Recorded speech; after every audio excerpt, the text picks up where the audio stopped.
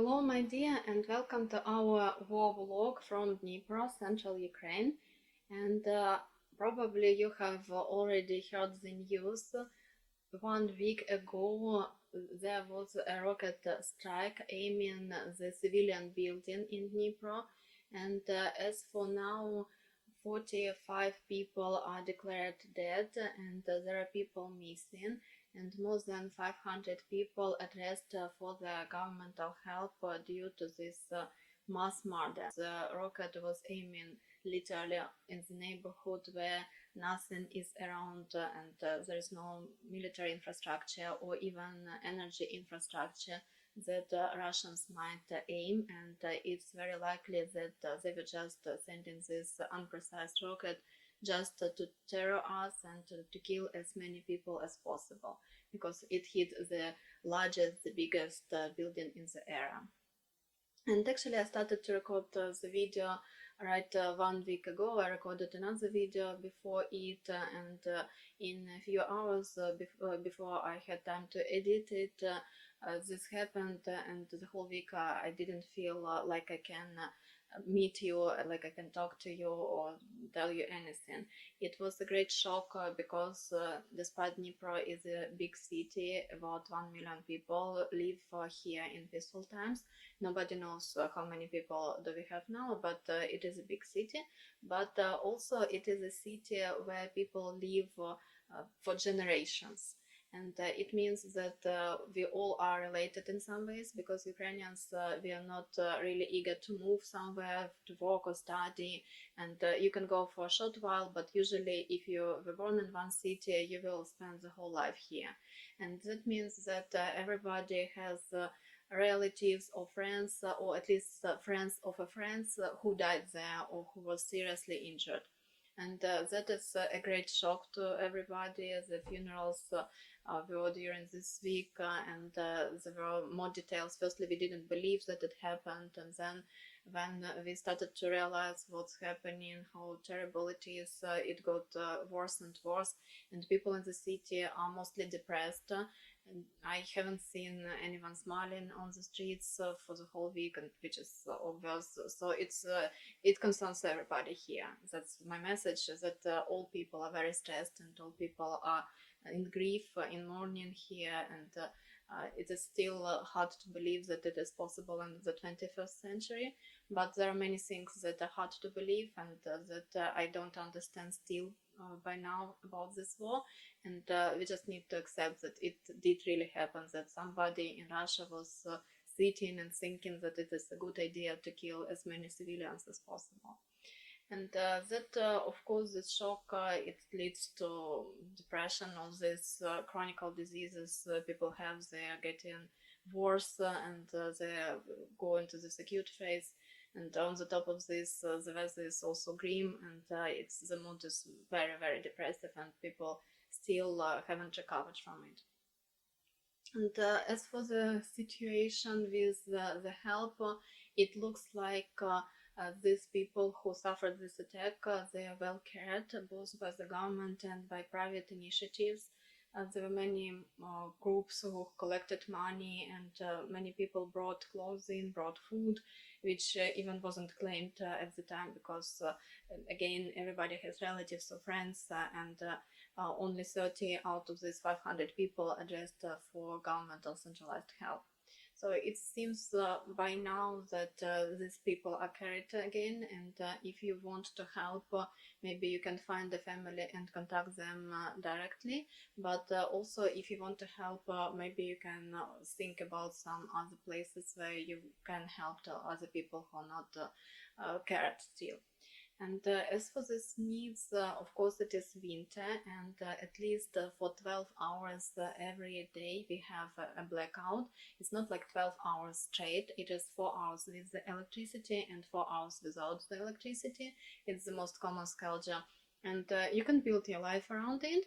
But at some places it's difficult to heat houses. Some people, they don't have reserve batteries, power banks, all these things that you would need during the blackout. So that's the things that are on demand, and if people can afford it, people buy it. Also, it is not a cold winter, so with the heating it's more or less okay. Again, not for everybody, and it depends on where you live, what is your situation, and all these things. But mostly we don't suffer from cold now, at least now, because temperatures are dropping again. And at the time when we had -11, it was cold, it was bad, and I wouldn't see it just like this even in this flat, because here it's usually hotter than everywhere else. It's like traditionally, because we're the first house after the heating station, after the boiling station. And so when it's cold, it is cold inside as well, but not here, it's not that bad. For example, it wasn't less than 17 degrees inside. And in other places it can be 16, it can be 15, sometimes 14, but it was the coldest days. And now it is better. Again, if the temperatures drop now in February, it will be worse for people. So everything that can heat, like blankets, all these things, they're still on demand right now. And winter clothing, it's more or less provided to everybody, so people mostly can handle it. But anything additional warming, that where you can warm like inside, electric blankets, but sometimes we don't have any electricity, or just usual blankets, they are good help to people. And also the situation with wounded soldiers are severe now, because there are active fights, and there are active fights everywhere on the front line. Zaporizhia region is in a big danger now, and Donbas region traditionally, which you see on the news, Bakhmut, Solidar, you can, even from abroad you can hear about it, and Lugansk front, so they all are in the intensified fights. And intensified fights means that we have more and more wounded people arriving to our local hospitals. So the need there is also big. The government covers the basic treatment, but they cannot afford covering, for example, socks or underwear, t-shirts. There are groups of people that make t-shirts on these clips, so these buttons, or on like sticking things, so you wouldn't need to put it on like lifting your arms. Especially it's good for people who have some problems with arms, with some wounds. And people do the same, like trousers that you can button from the side, not to wear like this. And if you have some kind of Yelizarov's thing, it's it's maybe like metal sticks sticking out of you, so you can use them. So all these sportive things, t-shirts, usual and t-shirts and buttons, like trousers, because they need to change when they get into hospital, and shaving things, toothpaste, toothbrushes, so that are things that are on demand there, because government cannot provide these things for people. Only treatment, both basic treatment is free for them, and maybe some kind of advanced medicines, they can be bought with the cost given by hospitals, but not the small things which make your life actually more or less normal. As for soldiers who are still on the front line, they kind of need the additional uniform sets, because there is only one uniform set given, and they need gloves, socks, underwear, so these usual things that they've always needed. It hasn't changed a lot, and again, the winter is kind of warm, so thermal clothing is needed. It's much colder there, it's in the fields than here, indoors obviously. So everything which heats, and some small snacks probably, just to make them feel better, that is also on demand. And again and again, if you want to donate, if you want to send some money or some things to people, please contact them first, because some groups or some places, they're better provided with some things and less provided with other things. So what we do now is contacting the end recipients directly and asking them what is needed. That's very important. And also the scams, they are growing and growing, so if you see that there is a need there, please double check it always. So that's my advice.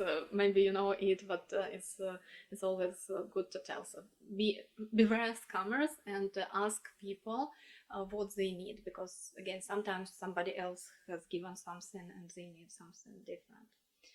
As for the refugees, we don't have, or almost don't have, new groups, at least groups we don't have, so there are individuals arriving from some places, but it's not that bad as in summer, for example, or in autumn. So mostly it's people who arrived here earlier and more or less stable. So they're here for 2, 3, 4 months. Some are here for more than 6 months, and some found a job or governmental help and things. So there are not that many people that need help, and those who need it, they don't need like immediate help like back then when they just came here only in clothing they have with no money, no documents and stuff. So it's a little bit easier from this aspect here. And that's basically the situation. Again, it's a great shock, and maybe I'm forgetting telling you something because I'm still cannot come to my senses, cannot put everything together to understand what's going on. So if you have questions, you can always ask them in the comments below this video. And thank you so much again and again for your support, for your supportive words, for spreading the word about Ukraine, for not forgetting us, talking to friends, sending donations, sending things.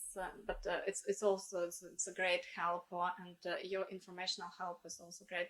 And even the words I hear from you when you text them, they make a difference, trust me. It's not just a simple like, oh, somebody said something. No, it is a real support that there are other people knowing about our tragedies and feeling our pain. So thank you very much, and I hope that next month will be a little bit easier, a little bit better. Let's see what happens at the front line, and let's hope it will move towards the borders and not towards our city. Thank you for watching, and see you next time. Goodbye for now.